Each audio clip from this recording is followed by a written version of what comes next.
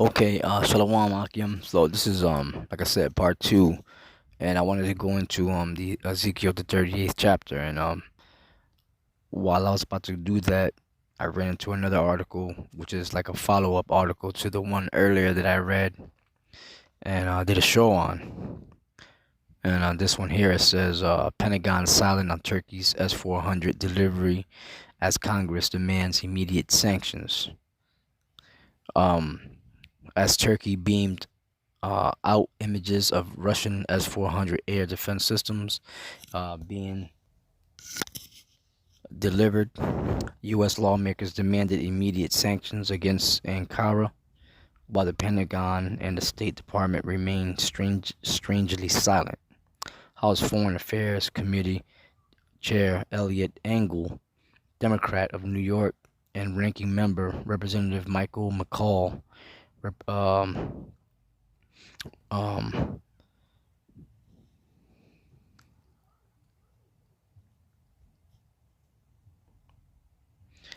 Texas reacted to the delivery of the missiles by declaring that Turkey and its president, um, representative, I guess that's what that means, Tayyip and Drogan, must face stiff consequences.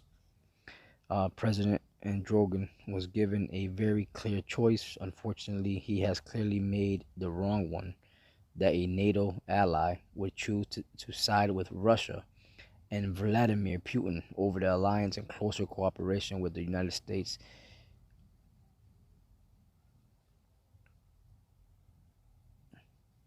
That a NATO ally would choose to side with Russia and Vladimir Putin over the alliance and closer cooperation with the United States is hard to fathom, the duo said in a statement on Friday. So, um, this move that was done by Turkey obviously was the U.S. and the Pentagon is taking this very very serious. It's like a threat. Um, but as we move forward, in the near future, you're gonna see more and more NATO nations siding with Russia because they know that America is a sinking ship. And they're trying to get off that boat as fast as possible. Because if they don't, they're gonna sink with it, and they don't want that. So I'm gonna leave a link to this article right here, and then you can also read this article for yourself. I'm gonna go ahead and go into Ezekiel the 38th chapter.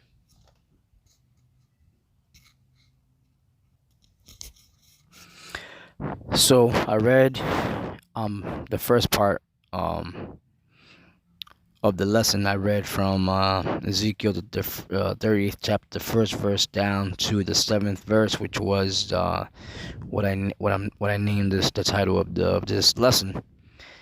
Be thou a guard unto them. So I'm gonna begin part 2 with verse 8. Ezekiel 38 verse 8, right? And it reads, after many days thou shalt be visited. In the latter years thou shalt come into the land that is brought back from the sword. I'm sorry, yeah, I read this also. After many days thou shalt be visited. In the latter years thou shalt come into the land that is brought back from the sword and is gathered out of many people. That also includes America, okay? Because according to Isaiah the 47th chapter, America is known as the virgin daughter of Babylon, and being that she was called a virgin, it was because she has not been touched by a great war, like a world war here on the U.S. soil, and also dealing with the land of Israel, because the so-called Jews are over there, and you already know the U.S. backs Israel, all right, the so-called Jews. After all, it was them who set up this fictitious place known as America today, only to benefit them. After many days thou shalt be visited. In the latter years thou shalt come into the land that is brought back from the sword and is gathered out of many people against the mountains of Israel, which have been always waste, but it is brought forth out of the nations, and they shall dwell safely, all of them.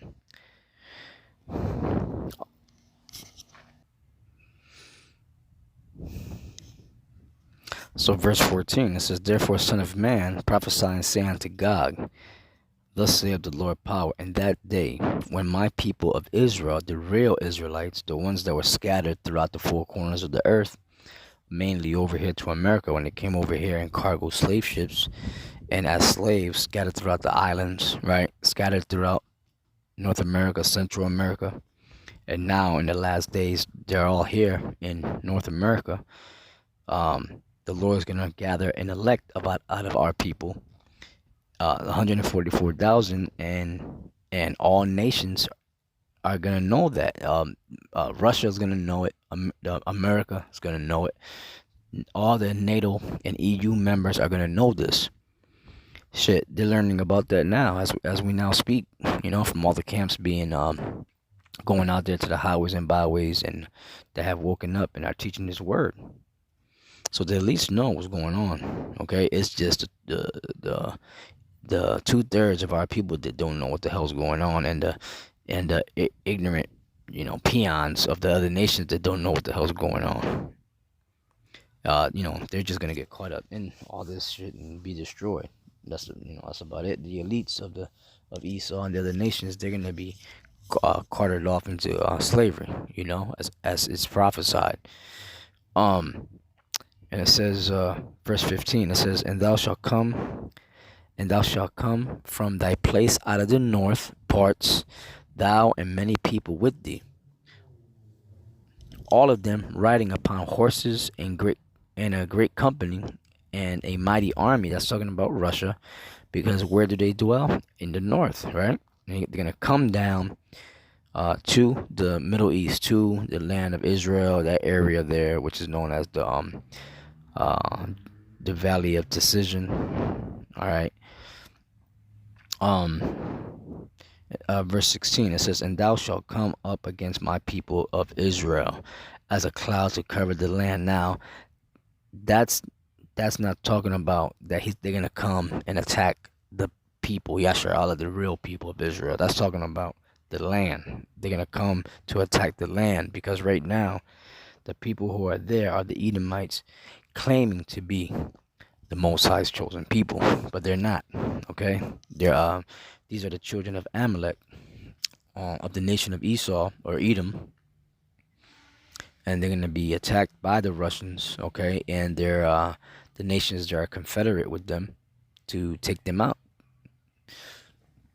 only to make room and a way for us to come back up in there, because that's our land, promised unto us from the beginning. And it says, And thou shalt come up against my people of Israel as a cloud to cover the land. It shall be in the latter days. Right, we live in the latter days now. Not too many people like to go into this, man. These prophecies, man, because they don't understand it. They think this happened already. This has not happened already. This is about to happen. And I will bring thee against my land, that the heathen may see. Against my land, not his people, the land, that the heathen, which is Esau and the other nations, may know me, when I shall be sanctified in thee, O God, before their eyes. Right, because it's the Most High who's gonna put it in the mind of the Russians, in the mind of the leadership of Russia. Is it Putin? Is it another person? We don't know. But right now, man, Putin is looking like that dude. He looking like that king, man, the king of Magog, man. So that's what I'm gonna call him, the king of Magog, until the Lord shows different. But hey, man, he's been up in there ruling for quite a long time, behind the scenes, in the front lines, however you want to say it. But that's that dude right now, and the Lord's gonna put it into their mind to turn back into their old Soviet Russian ways. And they're gonna, and the Lord's working already. He's making them ramp up their their whole nuclear arms race, and going against America, and going against NATO, and not going along with the agreements that they set up with Russia, because Russia knows that they're all full of shit, and they break their treaties any damn way, so they can't be trusted, right? It says, "Thus saith the Lord power, art thou he." I'm gonna read 16 again, right? "And thou shalt come up against my people of Israel as a cloud to cover the land, and it shall be in the latter days, and I will bring thee against my land, that the heathen may know me, when I shall be sanctified in thee, O God, before their eyes. Thus saith the Lord power, art thou he of whom I have spoken in old time by my servants the prophets of Israel, which prophesied in those days many years that I would bring thee against them?" Now check that out. The prophets were speaking about Magog coming to the land of Israel to destroy it way back then. And now the prophets and servants of the Lord are doing it again. We're doing it again, man. See? So this is important, man. This is pertinent, you know, to our faith, and for our salvation when the Lord comes. Before the Lord comes, this is gonna take place, and it's Yahweh Bashem Yahweh Shai who's stirring it up, right? The Lord of Sabaoth, right? The Lord of troops. For the Most High is a man of war, right? Yahweh and his Son and the holy angels, and so are we. 18th verse, "And it shall come to pass at the same time when Gog shall come against the land of Israel, which has not happened yet, saith the Lord power, that my fury shall come up in my face." It says, "For in my jealousy and in the fire of my wrath have I spoken. Surely in that day there shall be a great shaking in the land of Israel." Right? The great shaking is ultimately the thermonuclear missiles, because Israel is going to get hit by the thermonuclear missiles as well, and the Lord's going to destroy it 100% as well. But the only difference is that as America's going to get hit, pounded, right, pelted by these missiles, 200 million to be exact. Israel's going to get hit. The difference is that Israel will be inhabited again, and the Most High is going to leave the whole continent of the United States like a desert, like a big memorial. That's the difference. Verse 20, it says, "So that the fishes of the sea and the fowls of heaven and the beasts of the field and all creeping things that creep upon the earth and all the men that are upon the face of the earth shall shake at my presence." That's talking about the nuclear missiles. "And the mountains shall be," it says,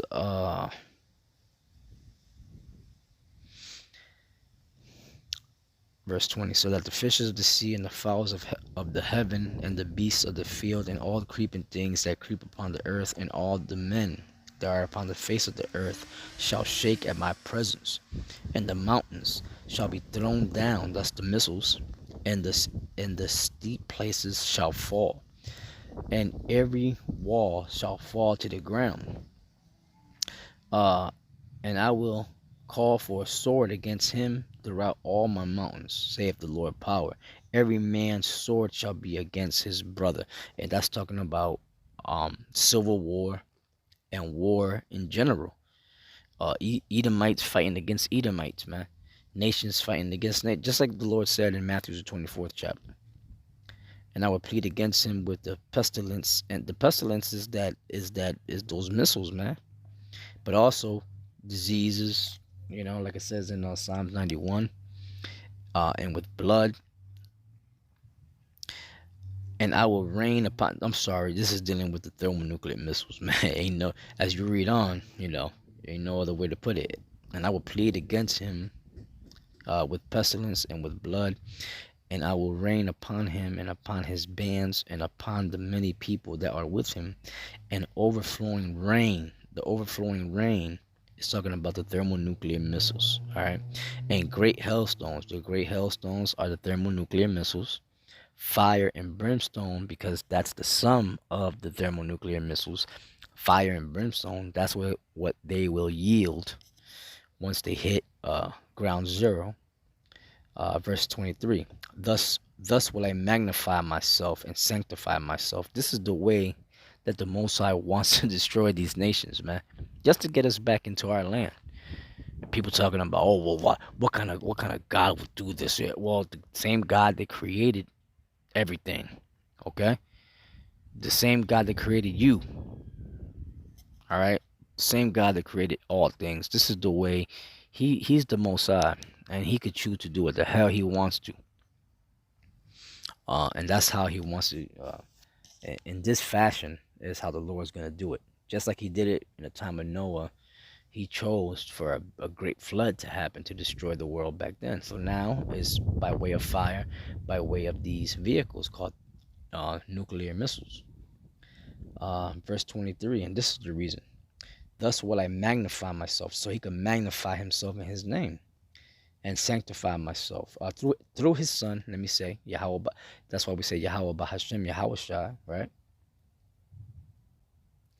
Thus will I magnify myself and sanctify myself, and I will be known in the eyes of many nations, and they shall know that I am the Lord, right? And they shall know that His name is Yahweh Bahashem Yahweh Shai. So I'm not gonna end it here. This is getting juicy, so just stick with me, brothers, Akim, and there will be a part 3 to this, continuing with Ezekiel, the 39th chapter. It might not be today, but it'll be soon. So don't forget to subscribe and hit the notification bell so that you know when I put that video up. And with that, this is Elder Sakuran signing off until part 3. Shalom.